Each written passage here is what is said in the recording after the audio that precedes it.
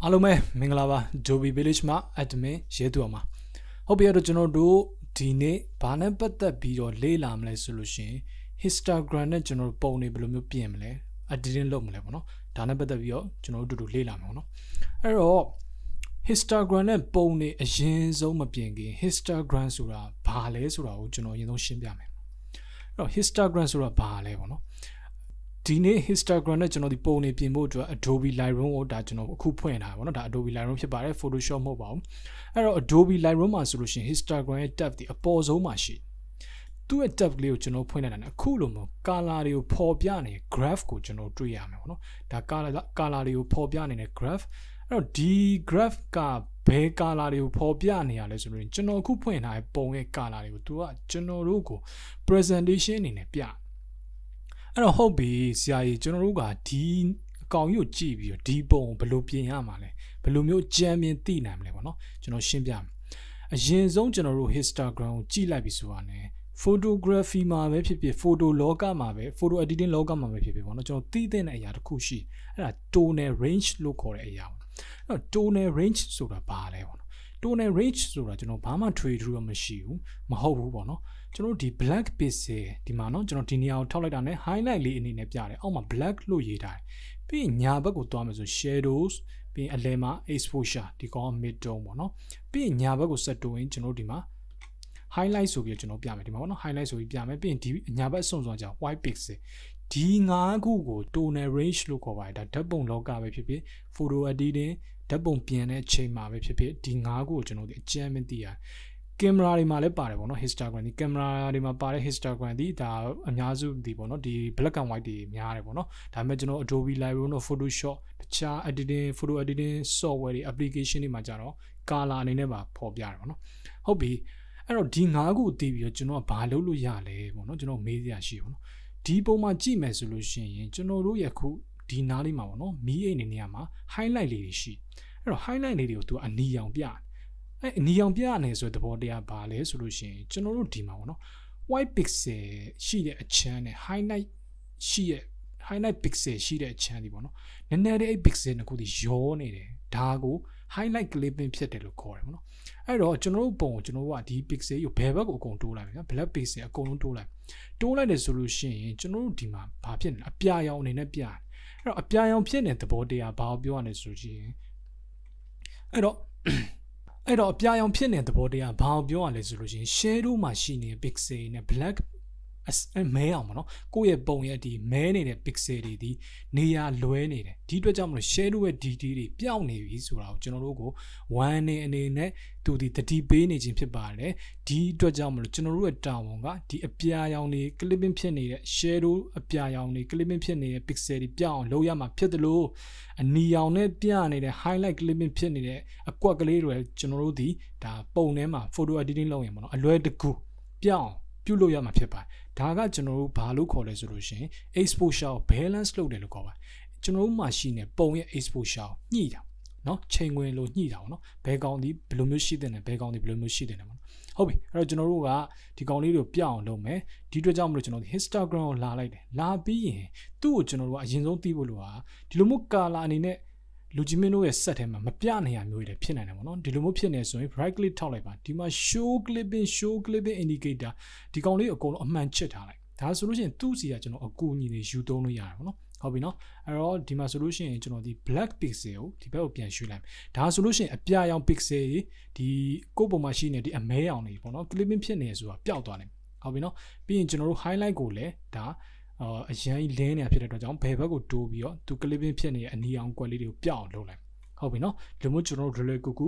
shadow နဲ့ highlight clipping ဖြစ်နေတဲ့နေရာလွဲနေတဲ့အရာလေးတွေကိုဖြည့်ရှင်းလို့ရတယ်ဟုတ်ပြီနော်အဲ့တော့ shadow နဲ့ highlight clipping ဖြစ်နေဆိုတော့ဘာတော့ pixel ရောပြီးတော့ highlight ဒီ white pixel နဲ့ရောပြီးတော့ highlight texture ဒီတွေပျောက်နေတာကိုဒါ highlight clipping ဖြစ်တယ်လို့ခေါ်ပြီးတော့ shadow နဲ့ black pixel နဲ့ရောသွားပြီးတော့ shadow ရဲ့ texture ဒီတွေကိုယ့်ပုံမှာပျောက်နေပြီဆိုတာကိုပြောတာကိုဒါ shadow clipping ဖြစ်တယ်လို့ခေါ်ပါတယ် okay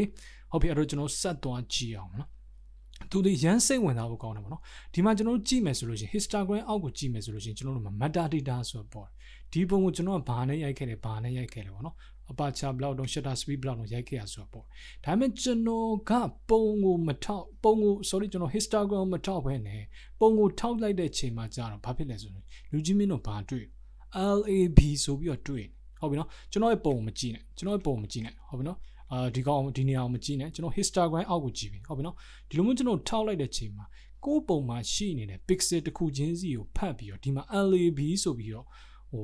့ပြနေအောင်เนาะအဲ့တော့ LAB ဒီမှာဆိုလို့ရှိရင် L တန်မိုးဒီ6တဲ့ A တန်မိုးဒီ 5.2 တဲ့ 9.2 တဲ့ B တန်မိုးဒီ 9.8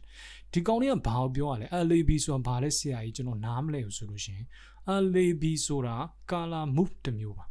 ကျွန်တော်တို့ဒီ color move ဒီ sRGB ထက်ရော RGB ထက်ရောကြီးတယ် CMYK ထက်လည်းကြီးတယ်ပေါ့နော် sRGB ထက်ကြီးမှတော့ CMYK ထက်ကြီးတယ် CMYK ဒီ color space အငယ်ဆုံးဖြစ်တယ်ပေါ့နော်အဲ့တော့ဒီ LAB ဒီ color move တွေမှာအကြီးဆုံးပဲသူ့ဘယ်ချိန်မှာသုံးလဲဆိုလို့ရှိရင်ကျွန်တော်တို့ဒီ exposure balance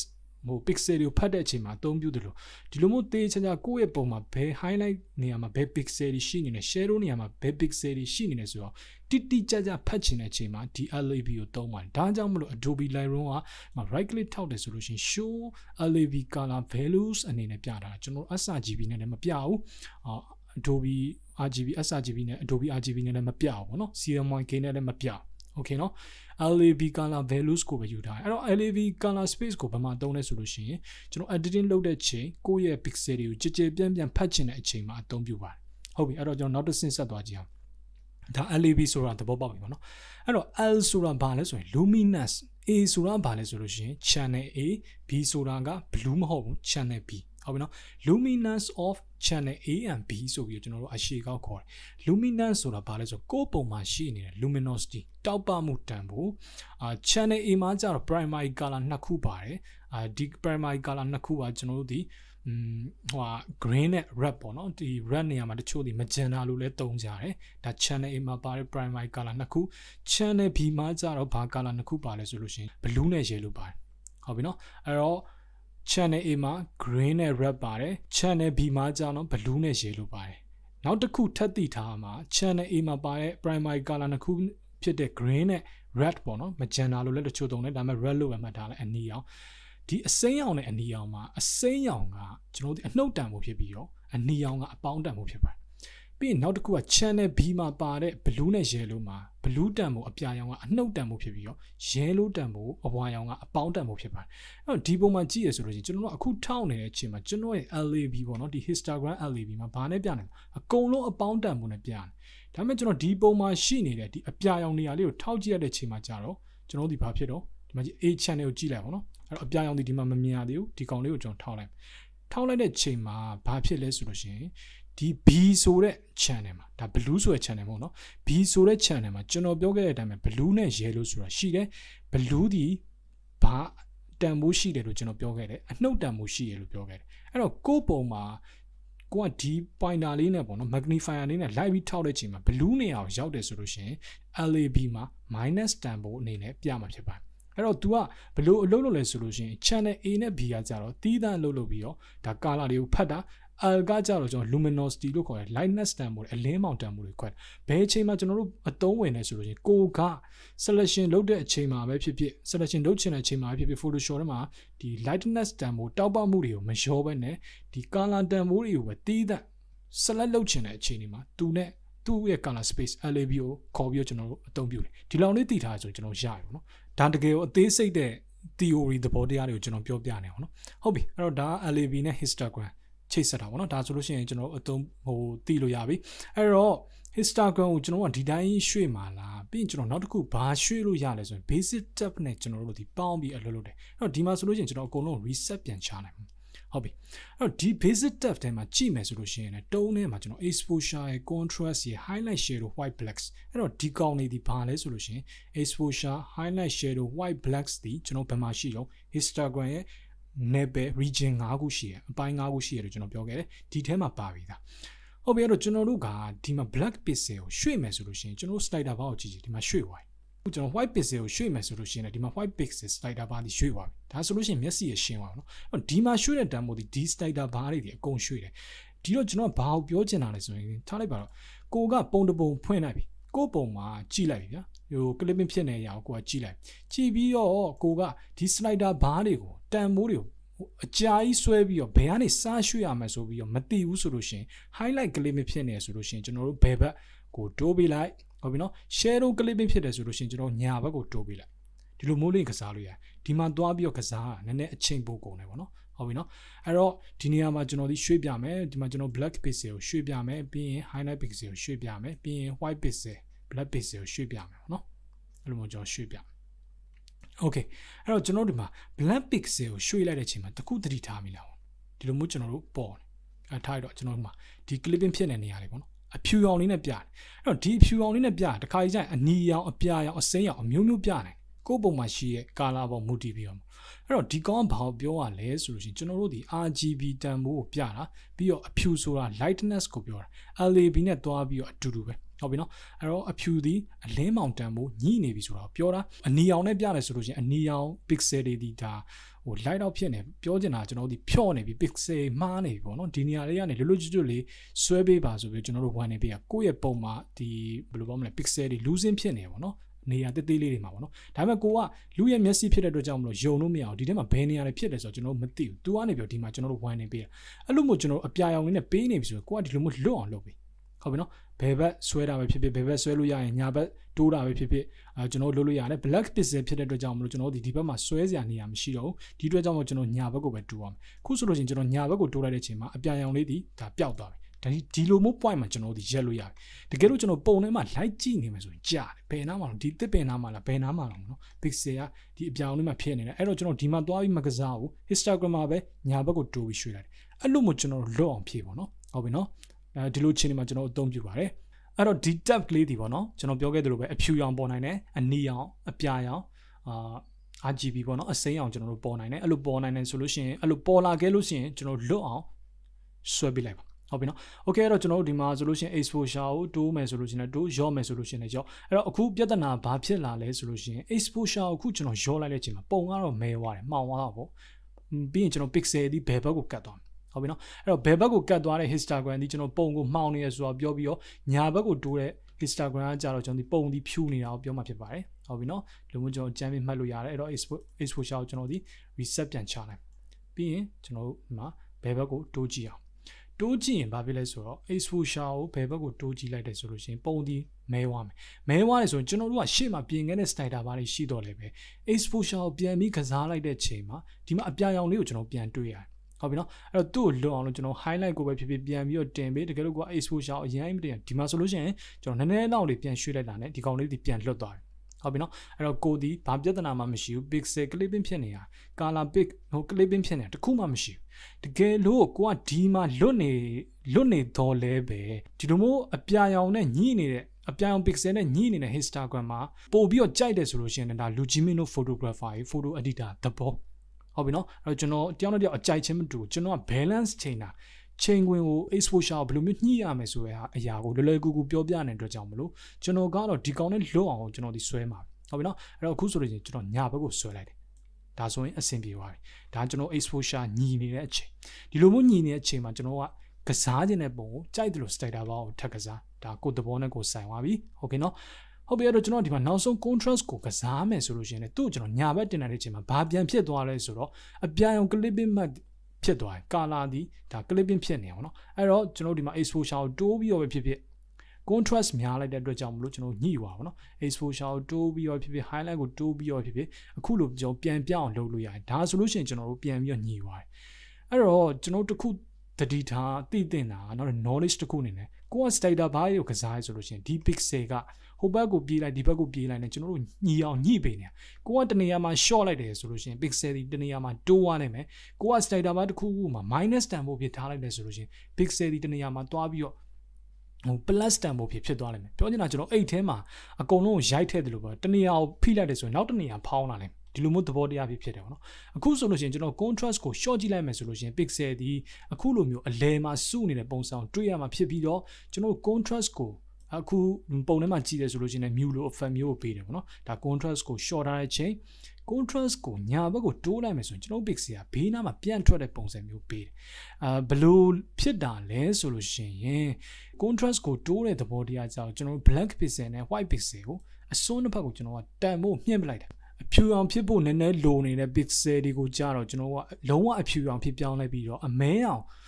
ဖြစ်ချင်နေတဲ့ pixel တွေကိုကြာတော့လုံးဝအမဲအောင်ဖြစ်ပြောင်းလိုက်တယ်ဒါမှကျွန်တော်တို့ဒီ contrast များတယ်နှစ်ခုခြားနာပြီးတော့ကြစ်ကြစ်လေးလေးနဲ့ feeling မျိုးပေးတာဒါ contrast ရဲ့အလုပ်လုပ်ပုံပေါ့နော်အဲ့တော့ contrast ကိုကျွန်တော်ဒီလောက်ရွှေ့လိုက်ညှိလာဆိုညှိသွားပြီညှိသွားတော့ကြောင့်မို့ exposure လေးနဲ့ highlight လေးနဲ့နည်းနည်းလေးပြန်ဖြည့်ပေးလိုက်မယ်ဒါဆိုရင်ကျွန်တော်တို့ရဲ့ exposure ဒီ balance ဖြစ်သွားပြီ okay အဲ့တော့ကျွန်တော်ကဒီမှာ color temperature လေးကိုနည်းနည်းလေးကစားကြည့်မယ်ဘယ်ဘက်ကိုတိုးကြည့်လိုက်မယ်အခုလိုမျိုးနည်းနည်းကိုးဖြစ်နေ feeling ကိုပေးမယ်အဲ့လိုပေးလိုက်တဲ့အချိန်မှာဘာဖြစ်သွားလဲဆိုရင်ကျွန်တော်တို့ဒီမှာ highlight နဲ့ white pixel နေရာ clipping ညှိသွားပြန်ညှိသွားရင်ကျွန်တော်တို့ကပြန်ပြီးတော့သူ့ကိုရွှေ့ပေးပြီးတော့ဖြည့်လို့ရတယ်အဲ့တော့ညာဘက်ကိုတိုးရင် clipping ဖြစ်မှာဆိုလို့ကျွန်တော်ဘယ်ဘက်ကိုတိုးလဲ white pixel ကိုကျွန်တော်တို့ဘယ်ဘက်ကိုနည်းနည်းတိုးလိုက်တဲ့ချိန်မှာဒီမှာ clipping ဖြစ်နေတဲ့အရာတွေမရှိတော့ဟုတ်ပြီနော်အဲ့လိုဖြစ်တဲ့ချိန်မှာဒီမှာ clarity ကိုကစားခြင်းနဲ့ကစားအခုဆိုရင်ကျွန်တော်နည်းနည်းလေးကစားလိုက်မယ် clipping ဖြစ်သွားတဲ့အတွက်ကြောင့်မလို့ highlight လေးကိုနည်းနည်းလေးပြန် short လိုက်မယ်အဲ့တော့ highlight ကို short လို့ရလားမ short လို့မရတော့အဲ့တော့ကျွန်တော် exposure ကို short ဒါမှမဟုတ် exposure ကိုမ short ခြင်းကျွန်တော်ဘာလို့ white pixel ကို short လို့ရတယ်အခုဆိုရင်ကျွန်တော် white pixel ကိုနည်းနည်းလေးထပ် short လိုက်မယ်ဒါဆို clarity များပြီးပြီးကျွန်တော် vibrance ကိုတင်မယ်ပုံမှန်ဒီလိုမျိုးမီးအိမ်အဖက်မျိုးလေးတွေရအောင်ပေါ့နော်အဲ့လိုမျိုးတင်လိုက်တဲ့ချိန်မှာဘာဖြစ်လဲဆိုရင်ဒီမှာထပ်ညှိသွားပြန်ညှိသွားရင်ကျွန်တော်တို့ဒီဘယ်ဘက်ကိုနည်းနည်းထပ်တိုးပေးလိုက်အဲ့တော့ဘယ်ဘက်ကိုထပ်တိုးလို့ရလားမရတော့ဘာလို့လဲဆိုတော့ white pixel ဒီမှာစုံသွားပြီပေါ့နော်အဲ့တော့ exposure ကိုတိုးရင်တိုးဒီလိုမျိုးလေးတိုးပြီးတော့ကစားတယ်ဒါက balance ဖြစ်တဲ့အခြေအနေကိုကျွန်တော်ကအတီးယူပြီးကစားတာတကယ်လို့မဟုတ်ဘူးကျွန်တော်ကမညီတဲ့အခြေအနေမျိုးမှာလဲကိုကြိုက်တဲ့ပုံအနေထားမျိုးဆိုလို့ရှိရင်ဒါလူကြီးမင်းတို့တဘောပါကျွန်တော်ဒါရှေ့မှာခဏခဏပြောရပါတော့ okay အဲ့တော့Histogram နဲ့ basic tab ဒီလိုမျိုးတွဲပြီးအလုပ်လုပ်ပါတယ်ကျွန်တော်နည်းနည်းတော့ recap ပြန်လုပ်ပေးရမယ်ဆိုလို့ရှိရင် Histogram ဆိုတာဘာကိုဖော်ပြရအောင်ကျွန်တော်ပုံမှာရှိနေတဲ့ pixel ကိုဖော်ပြအဲ့တော့ဒါ preset တွေပေါ့နော်ကျွန်တော်ခဏပိတ်လိုက်မယ်